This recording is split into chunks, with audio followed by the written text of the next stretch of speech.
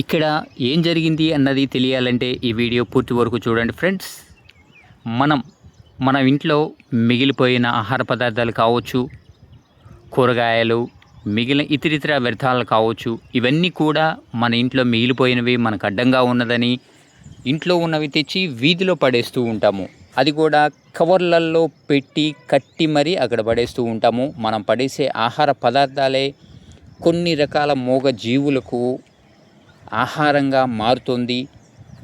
ఆ పడేసిన ఆహార పదార్థాలను కవర్తో సహా తిని అవి కవర్లు ఎన్ని రోజులు ఉన్నా కూడా కడుపులో అరగక మరి ఇన్ఫెక్షన్స్ రావటము, ఇలా ప్రమాదాలు జరగటము ఇలా జరుగుతూ ఉన్నవి. వీటికి కారణం మనం పడేసే వ్యర్థాలు తినటం వల్లనే అని చెప్పి నిపుణులు, డాక్టర్లు తెలియజేస్తూ ఉన్నారు. ఇలా సూచించిన ప్రదేశంలో చెత్తను మాత్రమే వేయటం అలవాటు చేసుకుందాం. చూడండి, ఇది ఒక బస్ స్టాపు. ఈ బస్ స్టాప్లో అందరం కూర్చుంటూనే ఉంటాము. ఆ కూర్చున్న ప్రదేశంలోనే అక్కడే తింటాము, అక్కడే పడేస్తూ ఉంటాము. మరి మనం అందరం కూడా కూర్చున్న కాడ కూర్చున్నట్టు ఇలా పడేస్తూ ఉంటే అది తీసేవారే లేకపోతే ఆ తర్వాత మనం కొన్ని రోజుల తర్వాత వచ్చి అక్కడ నిలబడటానికే అసహ్యంగా అనిపిస్తూ ముక్కులు మూసుకుంటూ ఉంటాము.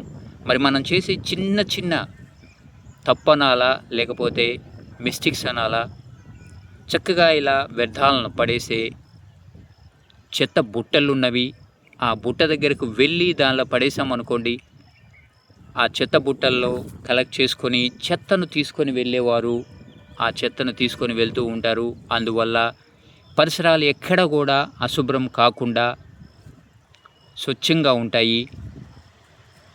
ఇలా ఈ శుభ్రం చేసే వాళ్ళు ఒక్కరోజు రాకపోతే ఆ తర్వాత రోజు మనం ఉంటున్న పరిసరాలన్నీ ఎలా ఉంటాయో ఒక్కసారి ఊహించుకోండి, ఒక్కసారి చూడండి. ఇవన్నీ కూడా మీకు తెలియని విషయాలు కాదు. ఈ పరిసరాలన్నీ కూడా వాటంతటికి అవే అశుభ్రంగా తయారవుతున్నాయా, లేక మనం వేసే వ్యర్థాల వల్ల అశుభ్రంగా తయారవుతున్నాయా ఒక్కసారి ఆలోచించండి. వాటంతటికి అవి ఎప్పుడూ అశుభ్రం కావు. మనం వేసే చెత్త వల్ల, మనం చేస్తున్న చిన్న చెత్త పని వల్ల మాత్రమే చెత్తగా అవుతున్నవి. ఇంత పరిశుభ్రంగా ఉన్న ఈ పరిసరాలన్నిటిని కూడా కాపాడాల్సిన బాధ్యత మనందరిపైన ఉన్నది.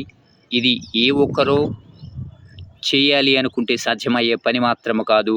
అందరం ఎవరికి వారుగా స్వచ్ఛత వైపు ఒక అడుగు వేద్దాం. పరిసరాలను, పరిశుభ్రతను కాపాడుకుందాం. ఎప్పుడైతే స్వచ్ఛంగా ఉంటుందో, పరిసరాలు పరిశుభ్రంగా ఉంటాయో అప్పుడే ఆరోగ్యంగా ఉంటుంది.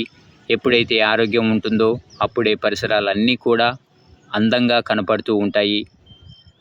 ఇదంతా కూడా మన చేతుల్లోనే ఉంది మిత్రమా. ఇది ఏది అసాధ్యమైన పని కాదు, ప్రతిదీ సాధ్యమే. ధన్యవాదాలు తెలియజేస్తున్నాను ఇప్పటి వరకు.